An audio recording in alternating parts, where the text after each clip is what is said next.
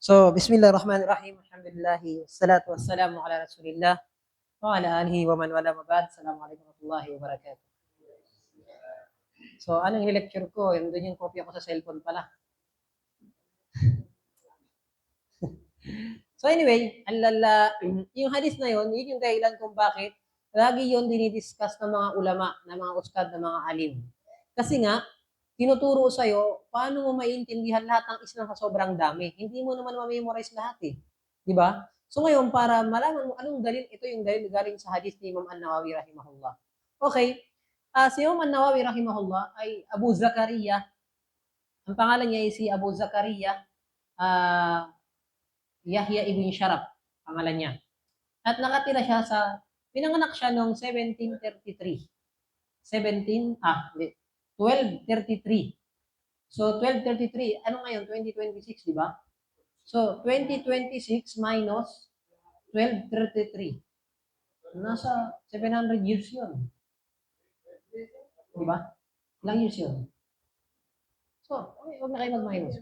Basta, hindi, kasi 1233 eh. 2026. Hindi. 2,000 minus 1,200. 800 lang, di ba? O 20 plus 26 pesos. O di ba? Tapos 33, 1233. Pag minus yung 33 para 26, o di ba? Ganun lang yun. Nasa 800, ganun. 800 years lang nakalipas. Tagal na. At pinanganak siya 1233 sa lugar na Nawa. At ang Nawa, lugar yun sa Syria. Sa Syria. Kumbaga yung Dakota, lugar sa Pilipinas. Oh. Sige lang. Tawag dito, na pinanganak sa Nawa. At ang Nawa, malapit yan sa Palestine, pati sa Jordan. Ito yung Syria, ito yung Palestine, ito yung Jordan. So dito siya. Doon siya pinanganak. At alam niyo, sa panahon na yun, bata pa lang siya, yung tatay niya ay vendor. Parang kayo, vendor ng cellphone. Di ba? Pero bilang vendor kayo, di ba gusto niyo sa anak ninyo nag-aaral, nag-madrasa? Ganun din yung tatay niya. Gusto niya sa anak niya, paglaki mo anak, gusto ko, tulad ka ni kasi ustad yun, kasi ganun yun, di ba? So, ganun din siya. Tatay, bento niya, meron siyang sari-sari store. Siguro, yung sari-sari store, di natin alam, mga pagkain ng mga bata. Di ba, yung nilaro ng mga bata, yung mga pellet, di ba? Pero wala namang pellet ng mga panahon. Sari-sari store. Siguro, bilihan ng mga tao. Alam yung tindahan. So yun, pero yung tatay niya, hindi siya pinopokus sa tindahan magbantay. Kumbaga, hindi, diyan ka lang sa madrasa. Magmadrasa ka lang. Kami na bahala dito sa madrasa. At dito sa tindahan. Diyan ka lang sa madrasa. So hanggang umabot ng 8 years old na memorize niya yung Quran. Nakuha ninyo? Na memorize niya yung Quran. Wakad dukit, binanggit ka sa ibang riwaya, na habang yung mga bata naglalaro, 8 years old or 7 years old pa lang siya, hindi pa siguro na memorize yung Quran, 6 or 7, ganun. Binanggit niya, Zahabi, rahimahullah, na habang naglalaro yung mga bata sa basketball court, diba, basketball, halika laro tayo. Diba? O kaya sa court, sa playground, sabi ng mga bata sa kanya, hindi tayo. Diba? Hit kayo, diba? Parang gano'n, mga bata. So sabi hindi, laro tayo dito. Ang sabi niya, li ajli hadha khuliqna, iyan ba yung dahilan bakit tayo nilikha ni Allah Ta'ala? So sa 7 years old, gano'n na yung sagot niya. Tama? Yung iba sa atin, kung di pa tatandang gulay, hindi pa malalaman anong dahilan ng buhay eh. Di ba? Siya, 7 years old pa lang, ay matured na siya mag-isip. Alam na yung dahilan ng bakit ang tao nasa dunya. Di ba? Kaya nung 8 years old na memorize niya yung Quran. Mahaba yung kwento niya, pero ang pinaka-summary nun ay doon siya hanggang sa marami siya na-encounter ng mga ulama doon sa lugar niya sa Nawa. Pero nung siya ay lumipat nung sila ay nag-hajj ng tatay niya, ay marami siyang nakilala na ulama sa Makkah, sa Hijaz. Tapos bumalik ng Nawa, tapos pumunta na ng Damascus. Sa Damascus kasi dati, ang Damascus sa Syria, yan yung dati pinaka-sentro ng pag-aaral. Kumbaga, di ba, pag sa probinsya kayo, saan ba yung school? Nandiyan ba sa tabi ng bahay nyo? Sa city. Ang gagawin mo, papahatid ka pa ng tricycle, minsan maglalakad lang kayo sa layo. So, nung unang panahon din, ganun din. Di ba? Yun din sa UB, dito, dyan sa Recto. Pero sa probinsya, hindi ganun. Di ba kaya kinukwento ng tatay natin eh, kung nag-aaral kami, bundok, inakyat namin, di ba? Tumatawid kami sa sa ilog, di ba? Sa kuweba, pumapasok kami, sumisid sa dagat, di ba? Sumisisid kami. Ganun yung mga kwento ng mga naunang mga tao. Pero ang pinakapunto lang nila doon ay mahirap yung pagsistema ng pag-aaral dati. Ngayon kapag nakapunta ka doon sa lugar sa city, may pagkakataon na makakapag-aral ka na. Kasi nandun ka na sa lugar eh. Ngayon, si Imam An-Nawawi rahimahullah, matapos siyang mag-aral doon sa Nawa, doon sa lugar niya, siyempre, naging ustad niya doon, marami, dinala na siya ng magulang niya sa Syria para mag-aral.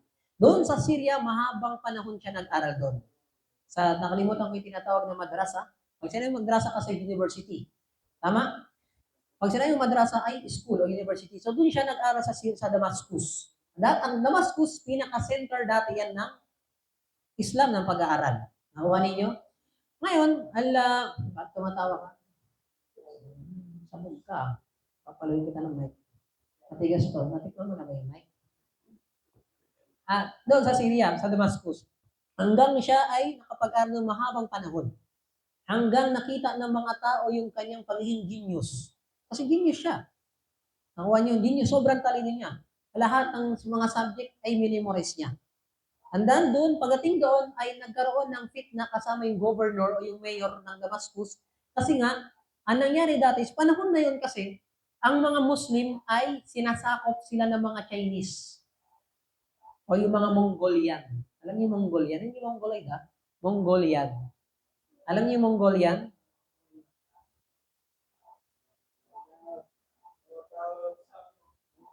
Ang bansa, Mongolia yan. Di ba China? Sa taas niya, mayroong bansa niya tinatawag na Mongolia.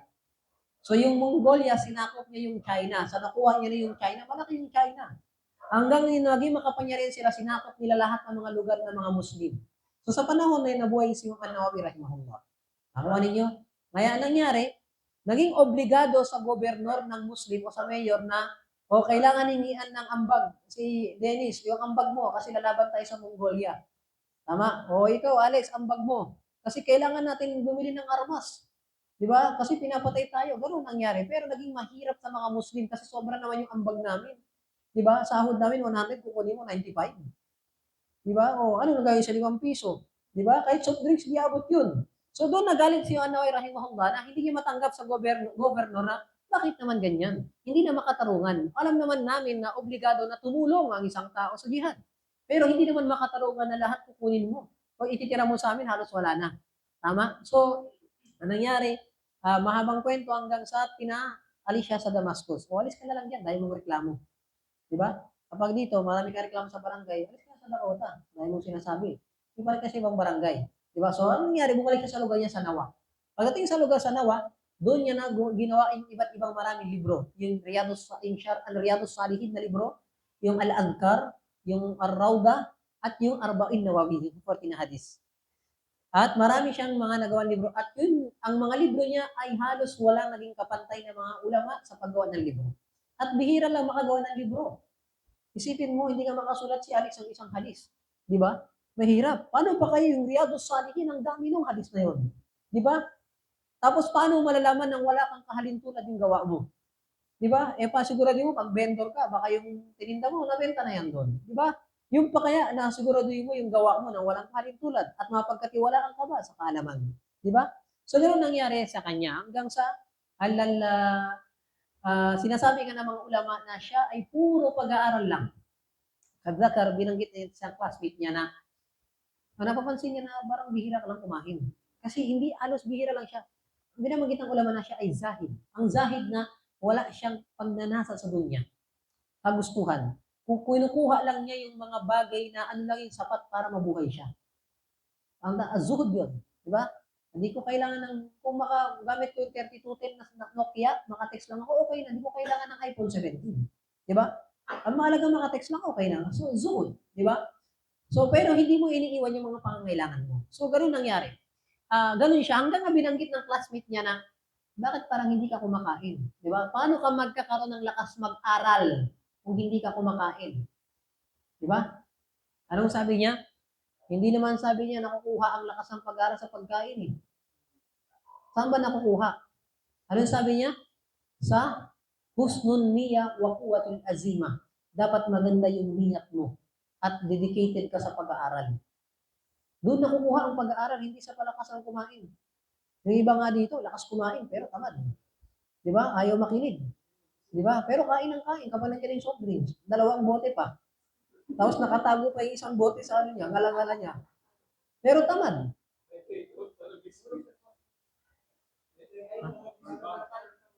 Ah. So, ang pinakapunto, hindi ang punto ng puro pagkain lang para magkaroon ka ng lakas mag-aral ka. Sabi, wala kasi akong ganito. Hindi. Ay nakadepende sa husnul niya, sa ganda ng niyat mo, wa quwwatul azima, at yung dedikasyon mo para makapag-aral talaga. Kaya ginagawa natin yung mga tao nakagraduate ng mga pag-aaral sa college. Anong lagi nilang kinukwento? Yung sinasabi nila, kahit ganito kami kahirap, ganito. Di ba? Hindi pala hadlang ang kahirapan para makatapos ng pag-aaral. Di ba? Ganito na yung naging connotation ng mga tao kasi nga, hindi nakadepende sa minsan sa kahirapan, nakadepende sa magandang niyat at dedikasyon mo na makapagtapos ka talaga. Tama? So marami, may mga mayayaman nga, hindi nakapagtapos ng pag-aaral. Hindi mo si Marcos. Sinasabi hindi na graduate ang college yun. Pero naging presidente, kahit mga di ba? Iba natin kung tuwi-hit yun. Di ba? Eh, naging presidente. Di ba? Wala tayong magawa. Ala kulihan, ganun si Anaway rahimahullah. Ganun yung kanyang pagkatao. Zahid, alwara, at malakas yung kanyang pagkatakot kay Allah Ta'ala. At hindi siya nangailangan ng kahit ano. Bata pa lang siya. Kaya nung bumalik siya sa Nawa, doon marami siyang ginawa mga libro. Kabilang sa libro ginawa niya yung Hadithul Arba'in, yung 40 na hadith. At maraming gumawa ng mga 40 na hadith. Hindi lang siya. Kaya tinawang isang tao kapag ikhlas ka, di ba? Yun ang tatanggapin ng Allah Ta'ala. Kung sino ang ikhlas. Kasi maraming gumaya ng mga hadith niya na 40 hadith, 45, 44, 43. Di ba? Pero tignan ninyo, ang tinanggap lang ng Allah Ta'ala yung hadith na ginawa niya. Pwede ka mag-invento niyan, Alex. Gawa ko ng 40. Di ba? Pwede gumawa. Mangwalik na ka lang ng hadith. Pero tingnan mo siya, yung isipin mo, kailan pa siya pinanganak? 800 years na nakalipas. Pero yung pangalan niya nandiyan pa rin. Di ba? Fa'alqallahu ta'al qabul. Tinanggap ng Allah ta'ala yung kabutihan ng isang tao basta maganda yung niyat mo. Hindi nga natin nakita yung mukha niya eh. Di ba? Yung pangalan lang, pero tingnan mo yung gawain niya. So, hindi kailangan na dapat nandiyan yung mukha mo para sabihin na, ito, mabait to si Abdul Majid. Kailangan makita yung mukha niya sa masjid. Di ba? Hindi, ang gawa ka ng kabutihan, alam na ng Allah Ta'ala. Intindihan ninyo? Kaya dito, kami lang sa magandang dahilan kung bakit din maganda yung 40 hadis. Kasi nga sinabi natin na jawami. Ibig sabihin na talagang pinili niya, sinamaris lang niya yung Islam dun sa hadis na yun. At tumutukoy rin yun ng kawaid al-Islam. Kumbaga yun yung mga poste ng Islam. Ang bahay, ang masjid na to, ang bahay, ay nakatayo yan sa poste. Tama? Niniwala ba kayong bahay may poste? Di ba? Ang unang ginagawa sa bahay, yung poste. Tapos kahit gaano kaganda yung bahay, kapag nasira yung poste, guguho yan. Naintindihan ninyo? Kaya nga, sa mga bahay, kapag lumindol, yung ang ganda ng bahay, pag lumindol, sira na. Kasi dahil iniingatan niya yung poste, pati yung biga. Alam niyo yung biga? Yung biga, yung poste, di ba, patayo. Pero may poste na kaganon. Magkarugtong sa bawat poste. Ang tawag doon ay biga sa Tagalog. So, iniingatan dapat yan kapag gumagawa ng bahay. Kasi kahit gaano kaganda yan, kapag lumindol niya, ilang minuto yung lindol. Hindi pwede magtagal ng 1 minute yan eh. Kasi pag 1 minute, mauubos yung tao sa Manila. Mga ilang segundo lang yan. Isipin mo, ilang taon mo tinayo yung bahay, lindol lang, 30 seconds, sasira na. Kasi dapat maganda yung pagtayo ng poste pati ng biga. So, ang Islam ay, kumbaga, yung jawami, yung 40 hadis, parang siya yung poste. Pinili lang niya ito, lagay ko ng poste dito, poste. So, sila lang yung nagdadala ng lahat ng dalil ng Islam. Kaya pinili yun ni Imam An-Nawawi rahimahullah. Naintindihan ninyo? At yun, sabi natin. Ano ba? Ano ba? Darwish. Si Darwish. Yan, dyan. Ngiti-ngiti ka, basagin ko yun. Tawag dito, yung unang hadith. Okay. Binanggit natin yung unang hadith. Naintindihan ninyo? Namanggitan natin yung paulit-ulit yan. Binanggit sa unang hadith, anong sabi doon? An Abi Hafsin, Umar ibn an Amir al-Mu'minin. Abi Hafsin Umar ibn al-Khattab radiyallahu anhu qala sami'tu Rasulullah sallallahu alaihi wasallam yaqul. Narinig ko si Propeta Muhammad sallallahu alaihi wasallam ay nagsabi. Sabi niya, innamal a'malu binniyat o binniyat wa innama likumri'in ma nawah. Ang sabi niya, sabi ni Amir ang galing kay Amirul Mu'minin. Ang Amirul Mu'minin ang galing, ang Amirul Mu'minin, sabi natin na ito ay tawag ng mga Muslim dati sa presidente. Tama? Amirul Mu'minin, o mga leader ng mga Muslim. Kapag leader ng mga Muslim dito sa barangay, anong tawag natin? Ha? Hindi, kagawa, di ba yun? Di ba sa isang sa Kauman, meron isang Muslim na mumuno sa atin? Panglima? Yun. Panglima. Pero limitado lang siya, doon lang sa komunidad. Pero paano pag isang malaking bansa na? Presidente na. Di ba? Pero ang presidente, pero ang tawag dati nung unang panahon ng mga sahaba ay Amirul Mu'minin. Ang tawag nila kay Umar, na ay ang kunya ay Abu Hafsa.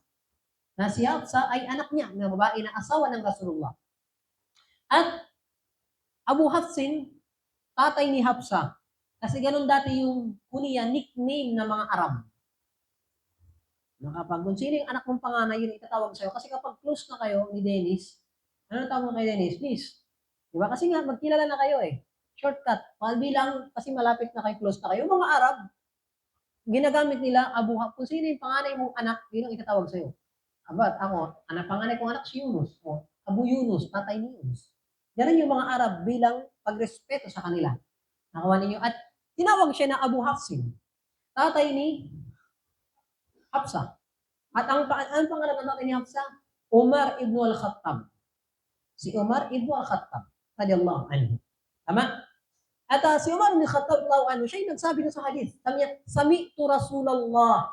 Narinig ko si Propeta Muhammad sallallahu alaihi wasallam. Tama? Anong sabi niya? Narinig ko ay, so kapag narinig niya at siya na yung nagkukwento, ang tawag doon ay hadith. Pero kapag si Propeta Muhammad nagsabi at ginawa niya, ang tawag doon ay sunnah. Tandaan niyo, ang sunnah, salita, gawa, desisyon at description ni Propeta Muhammad. Sunnah ang tawag doon. Ulitin ko. Ha? Pag tinanong kita, hindi mo alam. Pupukin na kita ng microphone. Ano? Salita, gawa, desisyon, description. Apat yan. Ang tawag yan ay sunnah. Pero ang sahaba, kapag sinabi ng sahaba, narinig ko na sinabi ni Propeta Muhammad, ano nang tawag doon? Hadith nang tawag doon. Kasi ikaw na yung nagkukwento.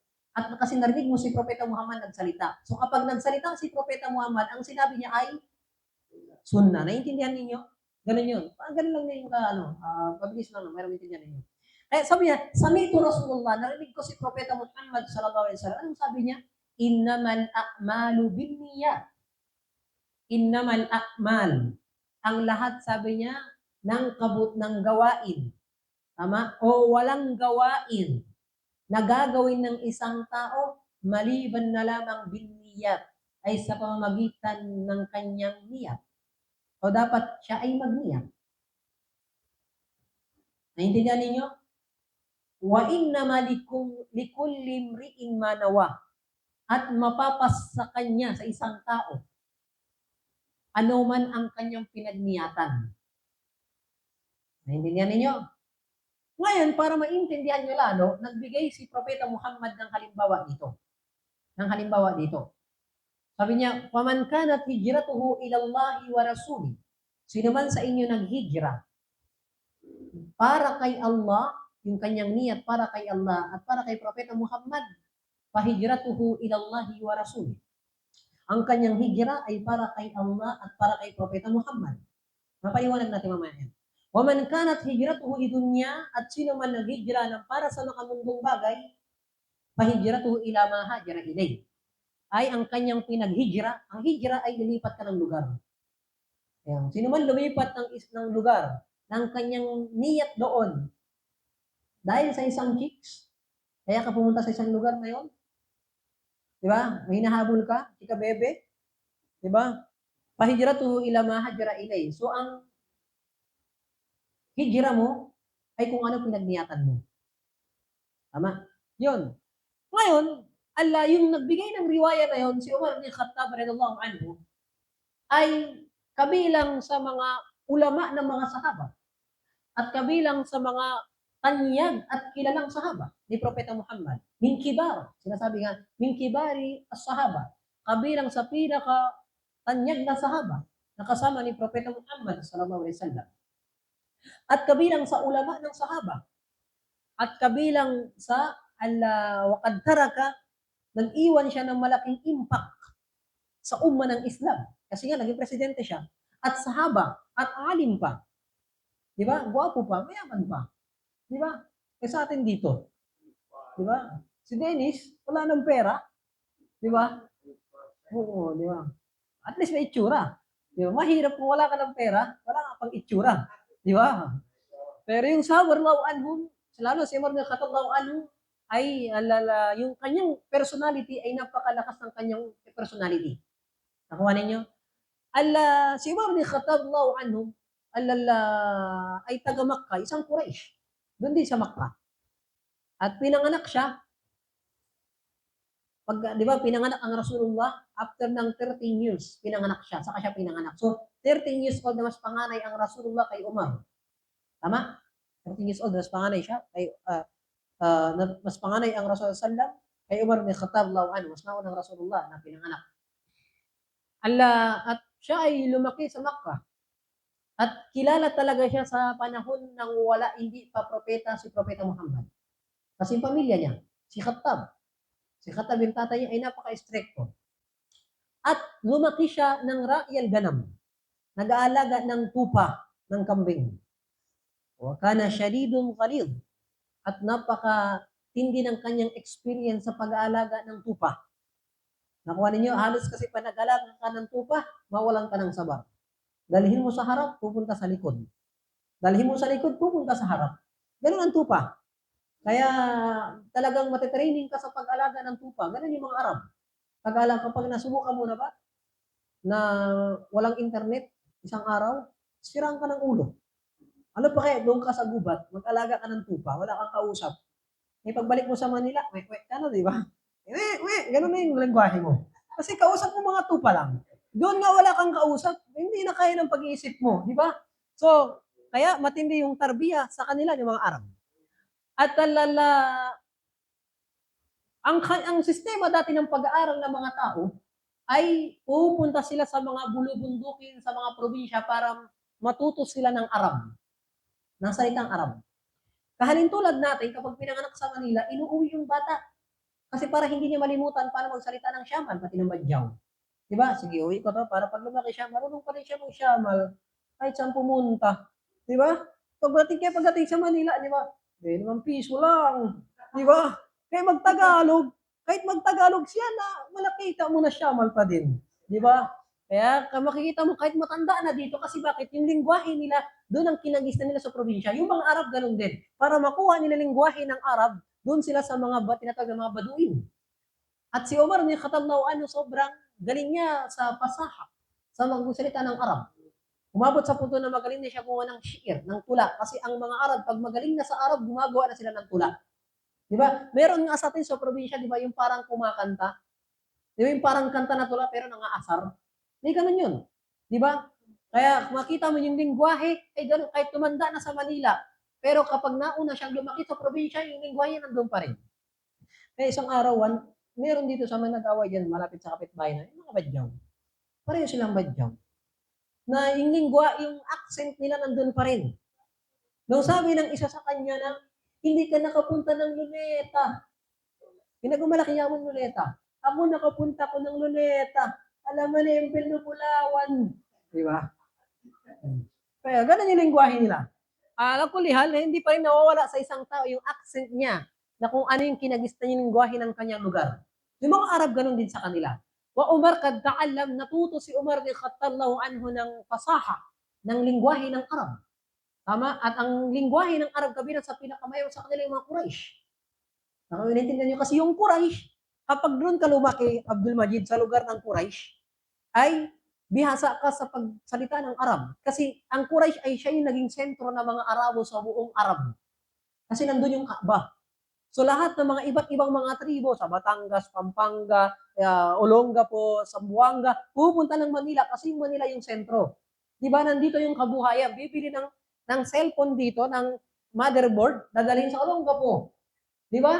So, anong nangyari? Lahat ng mga Shamal Badyaw, nakikita mo sa Manila. Kasi nandito yung hanap buhay. Yung Arab, ganun din. Ang sentro ng business sa kanila sa Makkah. Yung mga Arab sa Yemen, sa Oman, sa Syria, ganun, ay pupunta rin sila doon sa Makkah. Kasi nandun yung Kaaba. Kasi naniniwala rin sila na sagrado yung Kaaba. Kahit hindi pa sila Muslim noon, kasi naniniwala sila yung Kaaba tinayo ni Ibrahim a.s. So, doon sila punta. Kaya ang mga Quraysh ay kinikilala sila yung tribo nila na talagang mga matataas na mga tribo. Naintindihan ninyo? Matataas na mga tribo yung Quraysh at naniniwala lahat ng mga Arab doon. At si Umar bin Khattab radhiyallahu anhu, ang pinakapunta si Umar bin Khattab radhiyallahu anhu ay tawag dito, marunong sa farasiya, marunong siya sa pagkabayo, marunong siya sa UFC fighter siya, marunong siya, natutunan niya lahat yun. Nakuha ninyo at malakas yung kanyang personality. Pag nakita kayo ng, di ba si Duterte, malakas yung personality ni Duterte. Kung magsalita, anong lingwahe, pati bata naiintindihan. Di ba? Si Umar bin Khattab, mas malakas yung kanyang influence, yung pagkatao niya. Siya lang yung bata sa Makkah, kapag nagmi-meeting mga matatanda, yung mga maas natin, kapag nag-iipon-ipon sila, lahat ng matatanda yan. At nagmamayabang. Yung anak ko, graduate ng college. Yung anak ko, attorney na. Yung anak ko, ganito. Lahat ng matatanda, bawal makisali yung mga bata. Kasi usapang mga maas lang yan. Pero maliban kay Umar, siya lang yung nakasali sa usapan ng mga maas kasi nga, kung magsalita siya, pang maas na. Ganun yung kanyang pagkatao. Nakuha ninyo, pang matanda na. Yung kanyang, kung napaka-mature niya mag-isip, kung magsalita, mature din siya. At nag-aalaga ng tupa, ganun ang kinalakihan niya, pati yung tupa ng kanyang mga kamag-anak sa Banu Makhzum. Yung kamag-anak niya kasi mga Banu Makhzum. Diba? Yung mga angkan ni Khalid bin Walid, galing man siya sa Banu Makhzum. At yun ang inaalaga. So, naging siya, kumbaga naging inalipin talaga siya. Nakuha niyo pa, bago pa naging propeta si Propeta Muhammad sallallahu alaihi wasallam.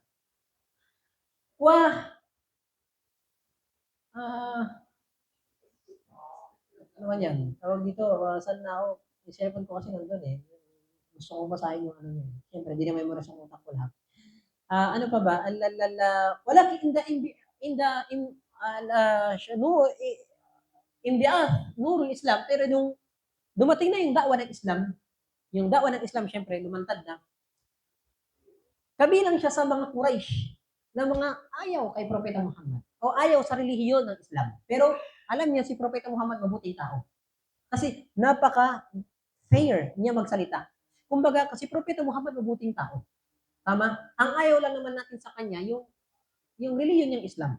At ayaw natin sa kanya yung sinasabi niya patungkol sa relihiyon natin. Ganun, bago siya nag-Muslim. Pero wala siyang masabi kay Propeta Muhammad na mababait na tao talaga. Kaya sabi ng Quraysh na sadiqul amin. Mapagkakatiwalaan pag nagsalita at mapagkatiwalaan kapag nagbigay ka ng salita. Pag sabi niya, sekreto lang natin ito, mapagkatiwalaan, hindi ka sabihin yan. Ganun si Propeta Muhammad sallallahu alaihi wasallam. Kuha ninyo, at naniniwala si Umar bin Khattab na ganun siya.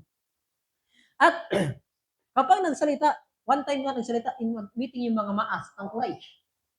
At nagsalita sila na dapat ganito, gawin natin kay Muhammad, ganito. Dapat, ano natin yan, alisin natin sa Makkah. Hindi sabi niyo, Umar. Huwag natin gawin yan kasi hindi naman katangian ng mga Arab yan. Tayo, mga Arab, kilala tayo na marespeto sa kamag-anak natin. Ano na lang sasabihin ng mga tagalabas na sarili nating kapamilya ay pinaparusahan natin. Di ba? Ganun siya magsalita. Imbis na lahat ng mga maas nagsang-ayon na nakalabanin si Propeta Muhammad, siya hindi. Mabuting tao si Muhammad. Ang ayaw lang natin tanggapin yung reliyon niya. So, ganun siya. Walidhalika, nang nagkaroon ng hijra, nung tumindi na yung tinatawag na pananakit ng mga Quraysh sa mga Muslim, syempre yung mga nag-Muslim sa Makkah, tatlo lang yan. Kung hindi, mga tambay, o yung mga katulong, pati yung mga tawag dito, yung mga, basta yung mga unang nag-Muslim sa Makkah, hindi nag-Muslim yung mayayaman, yung mga maas. Pero ang unang nag-Muslim sa kanila, yung mga, halimbawa, yung mga tambay, yung mga katulong, halimbawa dyan, yung katulong, si Bilal ibn Rabah, si Abdullah ibn Mas'ud, si Ammar ibn Yasir. So marami sila makakatulong doon. Si Khabib, si Khubayb, si Arras at basta marami sila. So sila yung mga una nag-Muslim. Di ba? Kaya dito, parang kapag ikaw yung barangay chairman, ba't ako maniniwala na propeta si Abdul Majid? Itsura pa lang eh. Di ba? Tambay ka maging propeta. Parang gano'n yung mindset ng tao. Di ba? Kaya anong nangyari, unang naniwala kay Propeta Muhammad. O sige, tambay. Total, wala nga akong gagawin eh. Pakinggan ko kaya to. So nakinig kay Propeta Muhammad, naniwala. So yung mga katulong din. Si Sumaya, si Yasir, si Ammar, yung pamilya nila, katulong sila. Na, syempre, pag katulong ka dati, hindi yun sahuran na buwan-buwan may sahod ka. Hindi. Ang katulong dati, alipin ka na, pinanganak ng alipin. Diba? Hanggang mamatay ka, alipin. Ganun yung katulong. Binili na nila yung buhay mo. Alipin ka na. Ganun yung katulong dati. So yung mga katulong nag-Muslim, pero patago. Kasi kapag nag-Muslim ka, ang gagawin ng mga Quraysh, pwede ka nilang patayin ng amo mo. Kasi yung buhay mo, binili na nila. Nakuha ninyo. So ganun yung pag-Islam dati ng mga mahihirap at ng mga sahaba, radhiyallahu anhum. Mahirap. Tama? Pero yun ang naging sistema dati. Pero si Umar bin Khattab, hindi pa siya nag-Muslim. Pero nakikita niya sa mga Muslim, bakit itong mga Muslim na ito ang tatapang? Pinapatay na tapos andun pa rin sila, di ba? So parang nagkaroon siya ng, bakit ganun? Anong dahilan na pinapatay na sila, pinaparusahan, pero naniniwala pa rin sila sa reliyon ng Islam. Di ba? Kaya nung ipinag-utos ni Propeta Muhammad na okay, maghijira kayo. Maghijira kayo, punta kayo ng Africa, sa Ethiopia. Diba? Bago sa Madina, pinag-hijra muna sila sa Ethiopia.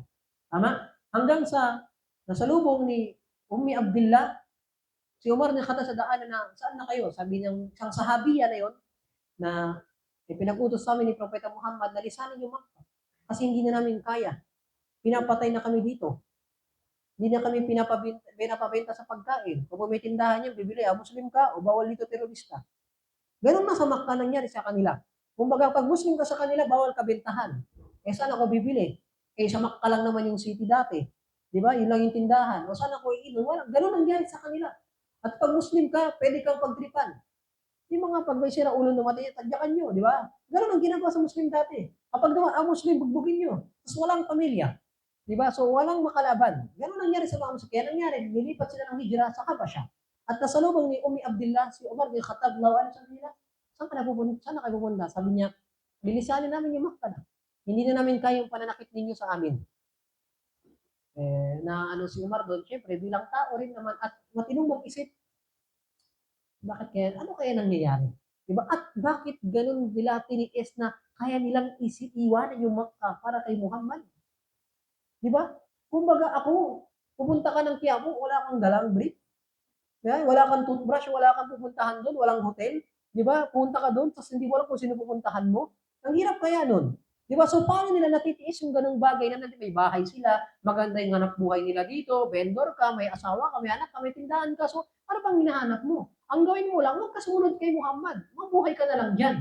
Pero tingnan ninyo, iniwan nila yung ganung sitwasyon na marangya para lang sa paniniwala sa Islam. Di ba? Kaya nangyari dito na, syempre, ang tao may konsensya. Si Umar bin Khattab, di ba? Naway sahibakumullah, naway sabi niya, pangalagaan kayo ng Allah Ta'ala. Sabi ni Umar, hindi pa siya Muslim noon. So tayo, hirap pa. Nakita mo rin sa kanyang pagkatao na meron din siyang na talagang pagiging malambot na puso sa katotohanan.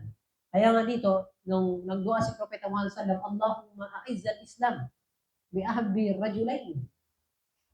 Bi ahdi rajulain. Ya Allah, tulungan mo yung reliyon ng Islam sa pagitan ng pag-Islam ng isa sa dalawang tao na gusto mo kung sino sa kanila.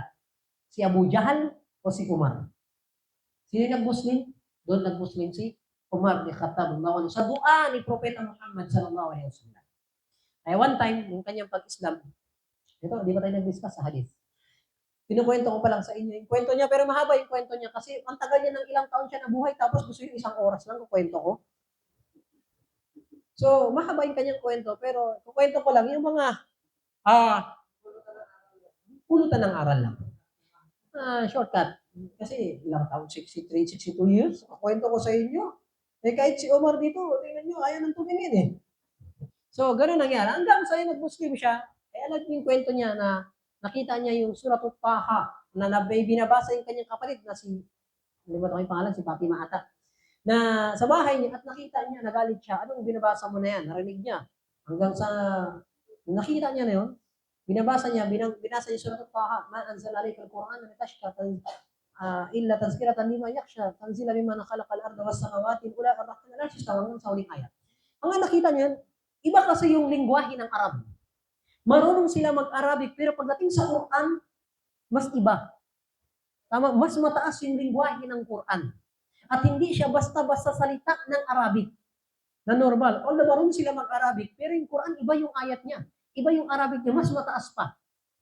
Naiintindihan ninyo? Kaya nung nakita niya, sabi niya, hindi ito, imposible itong binabasa ko maging salita ng tao.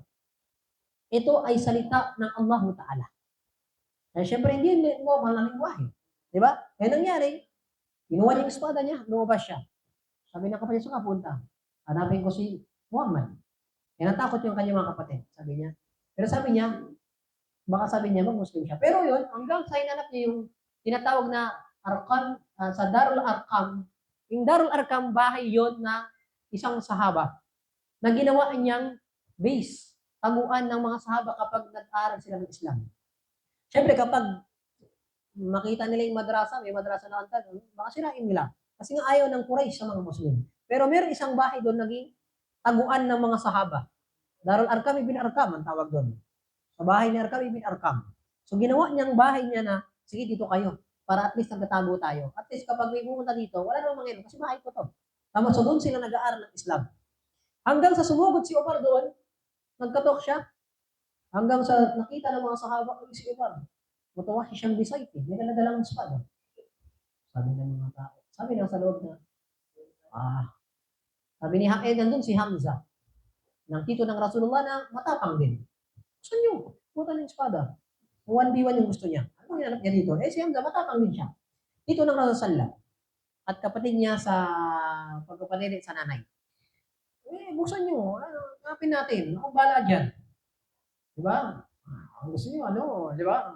Ano tayo? Meron siyang, may 45 tayo, may 45 siya. Sige, matibay. Di ba? Hanggang sa pagbukas ng pinto, ay si Hamza yung unang umalis sa kanya. Ginawa niya. Ano gusto mo? Nandito ka. Tato mo nga. Di ba? So, gano'n nangyari sa kanya. Tapos, dumating na sa sandal, sabi niya, hayaan mo, sabi niya. Sabi, anong dahilan, ba't ka nandito? Doon nagsyahada si Umar bin Khattab, asyhadu an la ilaha illallah wa annaka Rasulullah. Masaksi ako Allah Ta'ala, na si Allah Ta'ala lang dapat sa may malit sa kanya, ikaw propeta ng Allah Ta'ala.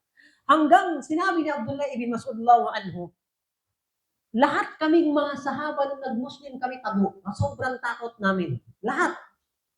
Kasi nga, baka anuhin kami sa Makkah, maliban lamang sa isang tao na yung kanyang pagiging Muslim, pumunta pa doon sa gitna ng Kaaba, nag-announcement pa. Oh, may announcement. Doon, punta siya. Sabi niya, alam niyo ba, Muslim na ako? Si Umar bin Khattab ang gumawa ng ganun. Sino sa inyo papalag? Sabi niya, sino sa inyo papalag? Kung may reklamo kayo, 1v1 na lang tayo. So siya lang yung nagganon ng mga sahaba. Pinuntahan niya lahat ng mga bahay ng mga maas sa Makkah. Si Abu Jahal, si Walid, marami lahat ng mga matatanda ng mga Quraysh, ng mga kuffar, kinatok niya. Abu Jahal. Sino yan? Si Umar bin Khattab. Kumusta ka na? Alam mo ba sabi niya, nung dahil ba nandito ka, alam mo sabi, nag-Muslim ako. Ikaw? Nag-Muslim ako. May problema ba? Ito ka tayo doon sa gilid. Tapusin natin kung may problema ka sa akin. Ganun. Tapos doon ka na, sinarado yung pinto. Punta naman siya sa isa, kay Walid. Kinatok niya. Mami ka, Ibn Khattab. Dito ka, kamusta? Alam mo ba, nag-Muslim ako? Ikaw nag-Muslim ka? May problema ba? Sino pwede mo dyan? Gusto mo, 1v1 na lang tayo. Ganun ang ginawa niya. Nag-announce siya na siya ay Muslim na. Hanggang nga sabi ni Abdullah bin Mas'ud, isang sahaba, sabi niya, wallahi, dati kapag nagsasala kami sa Kaaba, natatakot kayo, baka may manaksak sa likod namin. Magsala, Allahu Akbar, talagang, baka ganun. O kayo may umuna sa akin, pero nag-Muslim si Umar bin Khattab, wallahi, kumbaga nag-marcha pa sila dun sa Makkah. Nag-ikot pa sila. Kasama si Umar. Kaya unang sabi ni Umar bin Khattab sa Rasulullah, ya Rasulullah, hindi ba nakatotoong relihiyon tayo? Ba't tayo nagtatago? Kung nasa tama tayo, dapat, nasa tao? Di ba? Ilantad natin sa mga tao na totoong relihiyon tayo. Kung merong humarang dyan, durugin natin. Tupin natin sa 8. Di ba? Parang gano'n yung niya. Yung Ganun yung tapang ni Umar bin Khattab ano. Talagang nag-ikot sila sa Makkah. Nakuha ninyo. So, ganun yung kanyang pagiging Islam. Pero syempre, naging kabilang sa malapit ng sahaba, radiyallahu anhu, kay Propeta Muhammad sallallahu alaihi wasallam. Ala kulli hal, ganun yung kanyang kwento. Pero ikukwento ko sa next sa hadith. Pero punta sa may hadith, nung sinabi niya na, Sami'tu Rasulullah, so kabilang sa hadith ng kanya narinig. Syempre, kabilang sa mga asyara mubashirina bil jannah. Kabilang siya sa mga 10 na sahaba na pinangakuhan ng Rasulullah makapasok ng surga ng Jannah. Kabilang siya. Isipin ninyo yun? Di ba? Guwapo, presidente, taga-surga. Dito, wala nang pera, hindi pa guwapo, hindi pa sigurado sa surga.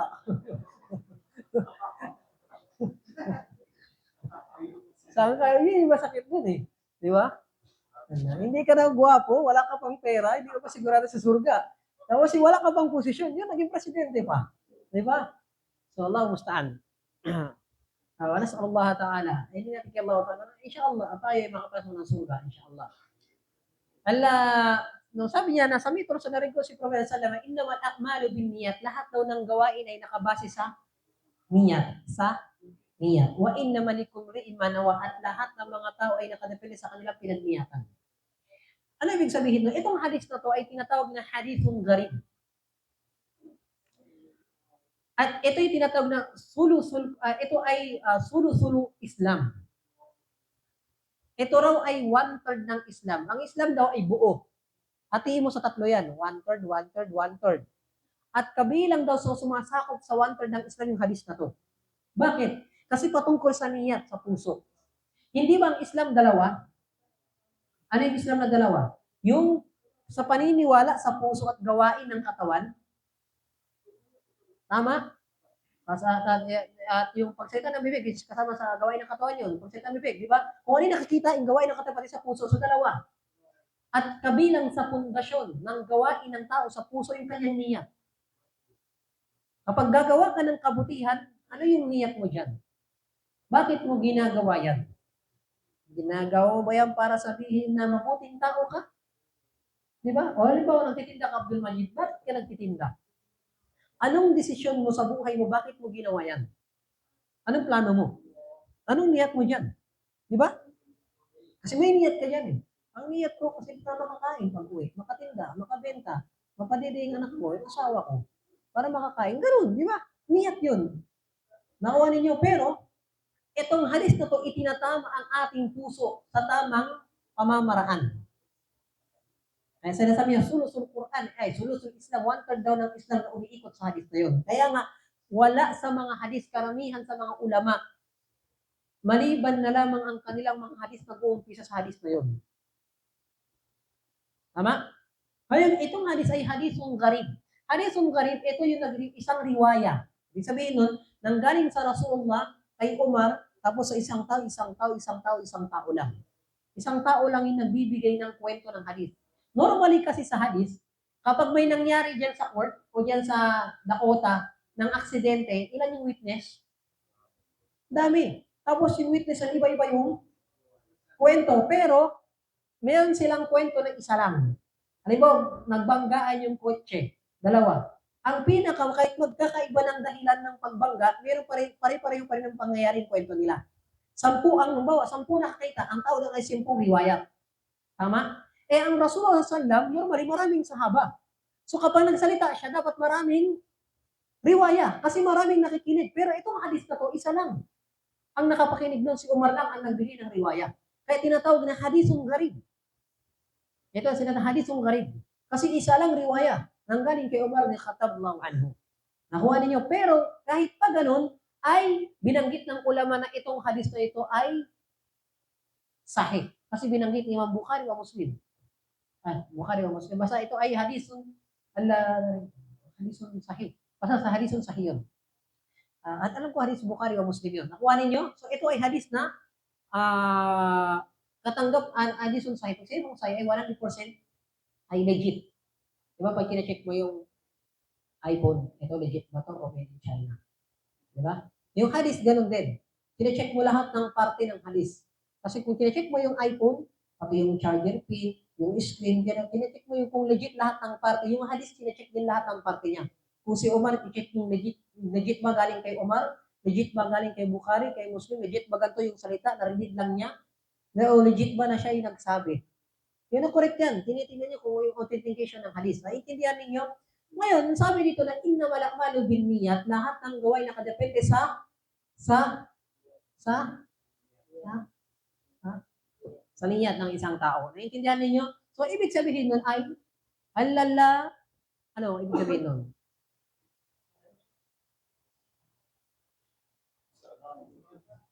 Sorry na. So, adanda muna.